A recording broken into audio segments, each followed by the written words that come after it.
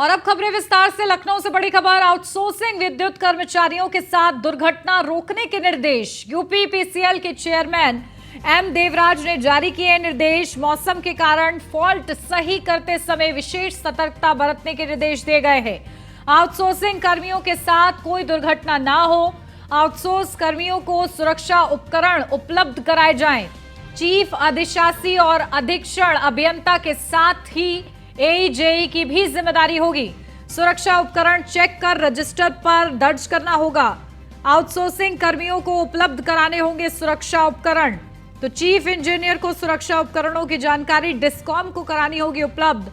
Agency की ओर से सुरक्षा उपकरण उपलब्ध न कराने पर अधीक्षण अभियंता जिम्मेदार होंगे। तो ये बड़े निर्देश जारी किए गए हैं। तो आउटसोर्सिंग कर्मियों के साथ दुर्घटना होने पर इलाज की व्यवस्था करें, साथ ही अनुमन्य देय का भुगतान करने के भी निर्देश दिए गए हैं। तो यूपी पीसीएल के चेयरमैन ने जारी किए हैं निर्देश कि कर्मियों के साथ कोई भी दुर्घटना ना हो। इसके लिए जो सेफ्टी मेजर्स होते हैं वो लेने के लिए कहा गया है। साथ ही साथ फॉल्ट सही करते समय कोई भी हादसा उनके साथ ना हो, विशेष सतर्कता बरतने की भी सलाह दी गई है।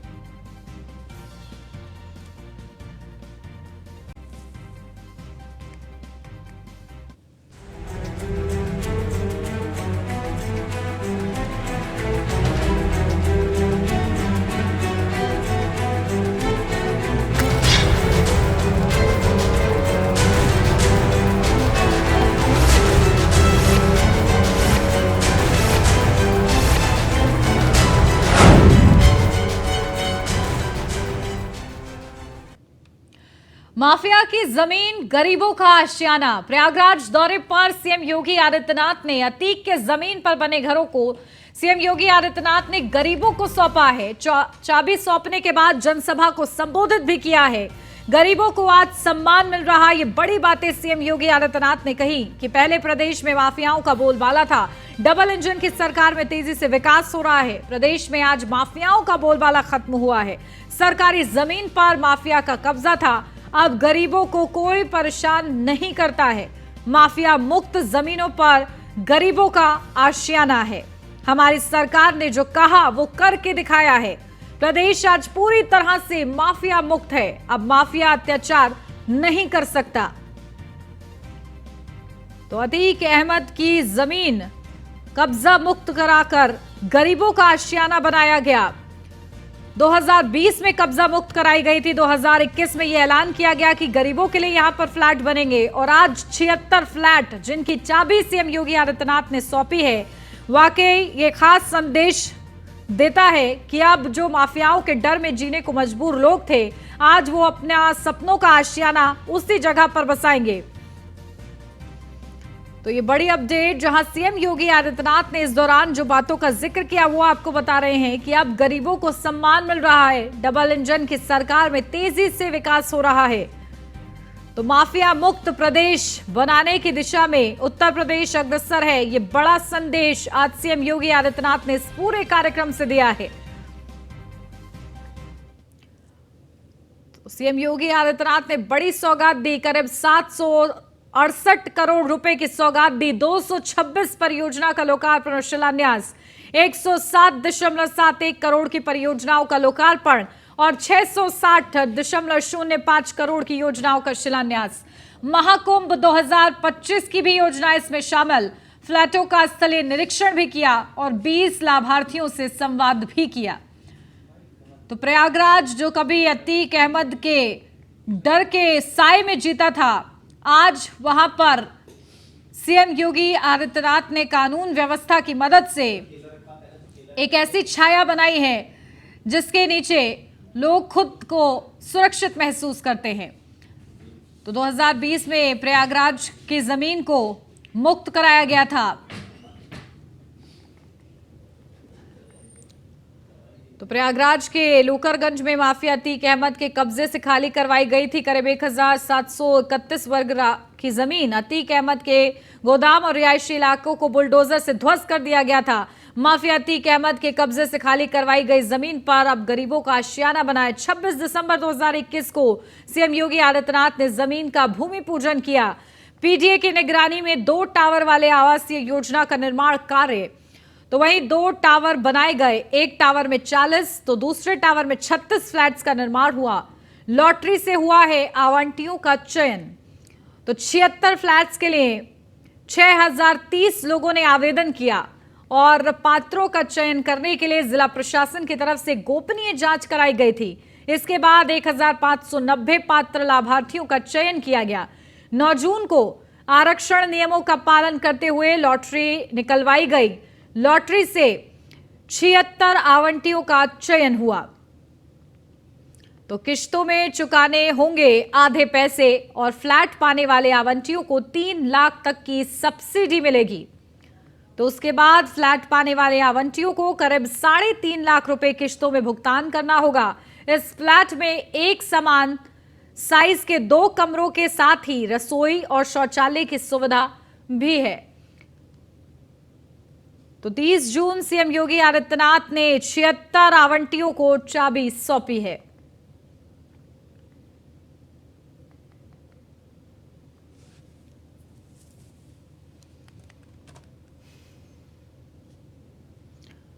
तो ये बड़ी सौगात है और इन लाभार्थियों को करीब 76 लाभार्थी जिनको आज चाबी वितरित की है सीएम योगी आदित्यनाथ ने।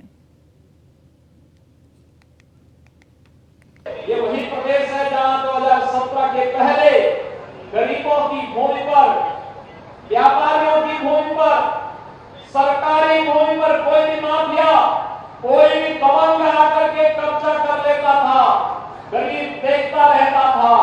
लेकिन अब उन्हीं माफिया और दबंगों से छुड़ाई गई भूमि पर गरीबों के लिए आशियाना बन रहे हैं, अच्छे भवन बन रहे हैं। यह अपने आप एक मैजिक है और प्रयागराज प्राचीन काल से हमारी धरती पवित्र धरती रही है। ये तीर्थों की भूमि है, प्रयागराज तीर्थ है। ये हमारा सौभाग्य है। 2019 के प्रयागराज कुंभ के ठीक पूर्व हम लोगों ने इसका नामकरण एक बार फिर से, इसका पौराणिक नाम प्रयागराज रख करके और स्मृतियों को ताजा करने का कार्य किया। ये कार्यक्रम जहां आगे बढ़े, वहीं साथ ही साथ प्राचीन काल से ही धर्म और अध्यात्म की, संस्कृति की धरा के साथ साथ शिक्षा और न्याय की धरती भी प्रयागराज रही है। कि हम लोगों का सत्ता में गरीब के साथ खड़े हो गए। पहले की सत्ताएं माफियाओं के साथ खड़ी होती थी, इसलिए उत्तर प्रदेश में कभी नहीं कर पाता।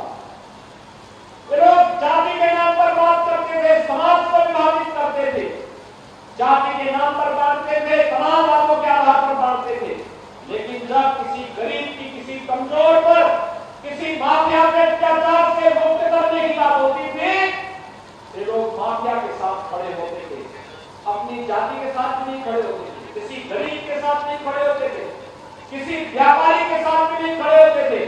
लेकिन भाइयों बहनों, आज मैं गर्व के साथ कह सकता हूं, एक डबल इंजन की सरकार जिस मजबूती के साथ आज कार्य कर रही है, इन गरीबों को मिलने वाला ये मकान इसी का प्रमाण है। और अब खबर अमेठी से है, जहां केंद्रीय मंत्री स्मृति ईरानी ने जनसंपर्क किया। इस दौरान उन्होंने कमलापुर से निकलते हुए पशु बाजार के पास रुककर चाय पी। चाय की दुकान पर स्मृति ईरानी ने चाय पर चर्चा भी की है। तो स्मृति ईरानी की चाय पर चर्चा की कुछ तस्वीरें हम आपको दिखा रहे हैं, जिस दौरान किस तरीके से वो वहां के लोगों से रूबरू हुई हैं, वहां के लोगों का हालचाल लिया है। गाँव हमारे लिए विशेष इसलिए है क्योंकि तपस्वियों की भूमि है। वर्षों वर्ष से गाँव में भारतीय जनता पार्टी हो, जनसंघ हो, जनता पार्टी हो, स्वयं सेवकों ने अपने आप को राष्ट्रीय एक लक्ष्य की दृष्टि से अपने आप को देश के लिए, अमेठी के लिए समर्पित किया है। तो इनके मध्य में आज इनका सानिध्य पाना ही एक कार्यकर्ता के लिए बहुत बड़ी उपलब्धि है। लेकिन दोनों पीढ़ियों में संकल्प एक कि भारत उन्नति करे, संकल्प एक कि अमेठी प्रगतिशील हो और संकल्प मात्र एक कि हम सब समुदाय समरसता के भाव से एक साथ रहें और प्रगति करें। या रुक रहे एक छोटे से ब्रेक के लिए, जल्द हाजिर होते हैं। आप बने रहिए न्यूज़ वन इंडिया के साथ। ब्रेक के बाद स्वागत है आपका। बढ़ते आगे, इससे पहले कि केंद्रीय मंत्री स्मृति ईरानी ने दौरा किया अमेठी का, तो व्यापारियों ने उनका जोरदार स्वागत भी किया। जगदीशपुर में आयोजित मेगा ऋण शिविर और ग्लोबल इन्वेस्टर समिट 2023 के तहत 293 एमओयू के जरिए करीब 8,445 करोड़ का निवेश प्रस्तावित हुआ है, जिसके माध्यम से 26,557 बेरोजगारों को रोजगार मिलेगा। इसके साथ ही स्मृति ईरानी ने जिले के 27 व्यापारियों को 13,86,95,000 रुपए का चेक वितरित किया है।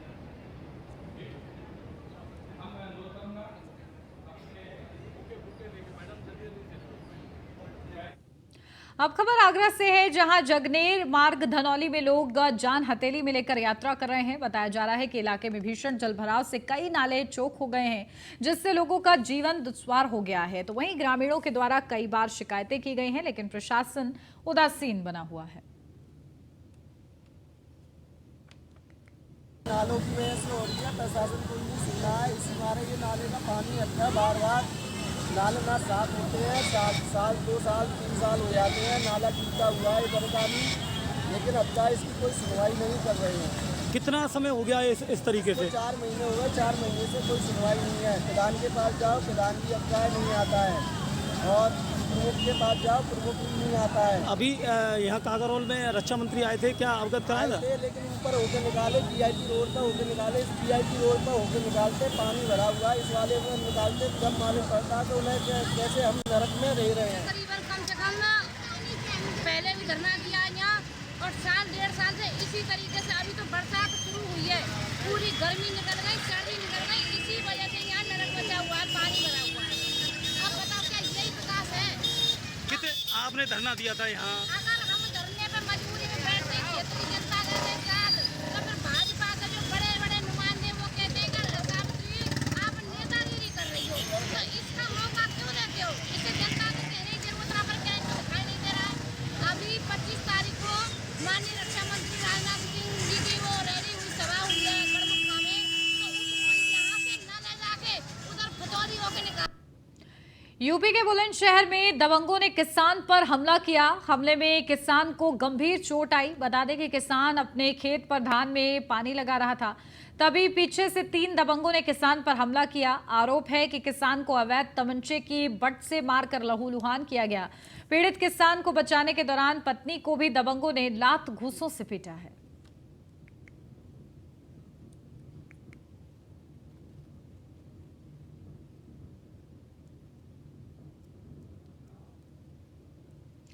कानपुर के विकास भवन में फर्जी आसरा आवास दिलाने के नाम पर लोगों से ठगी करने वाला दलाल पकड़ा गया। कई लाभार्थियों को पैसे जमा कराने के नाम पर डूडा कार्यालय लेकर आया था। दलाल हाथ में कई फॉर्म लिए था।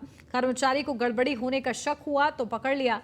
नवाबगंज पुलिस ने मौके पर पहुंचकर उसे गिरफ्तार किया। अधिकारी ने रिपोर्ट दर्ज करने की तहरीर दी है। आवास के नाम पर फर्जी तरीके से गरीबों को लूटने वाला दलाल योगेंद्र कुमार के बैग से फर्जी विभाग के अधिकारियों के नाम की 3 मोहरें मिली हैं, साथ में एक डायरी मिली है। वहीं बीजेपी एमएलए महेश त्रिवेदी भी मौके पर पहुंचे और आरोपी को कान पकड़वाए। कान पकड़वाते हुए वीडियो सोशल मीडिया पर वायरल हो रहा है।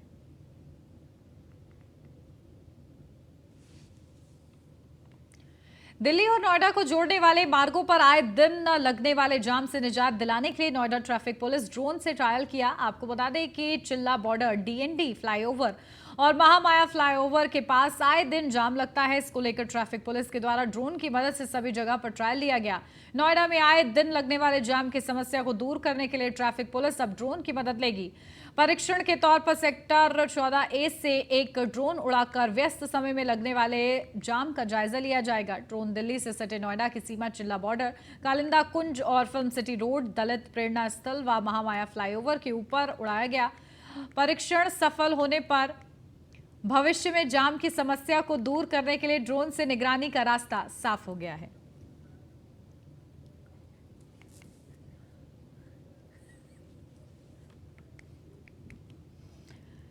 अब खबर आगरा के दीन शाह गौरा ब्लॉक के पूरे भोपाल सिंह गांव का है, जहां 8 दिन में 4 करोड़ की सड़क उखड़ गई। प्रदर्शन करके ग्रामीणों ने कार्रवाई की मांग की है। प्रदर्शनकारी ग्रामीणों का कहना है कि मानक के विहीन सड़क तैयार की गई। लोगों का कहना है कि पीएम ग्राम सड़क योजना के तहत सड़क बनी थी।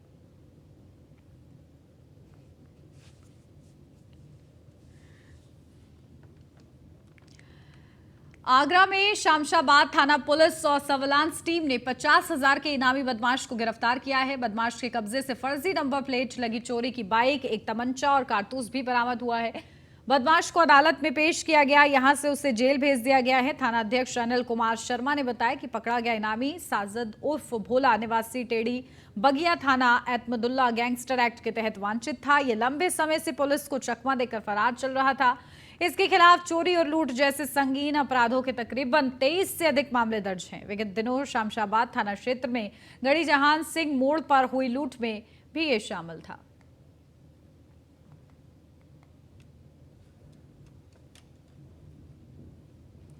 और इसी के साथ इस बुलेटिन में बस इतना ही। खबरों का सिलसिला आगे भी जारी रहेगा। आप बने रहिए न्यूज़ 1 इंडिया के साथ।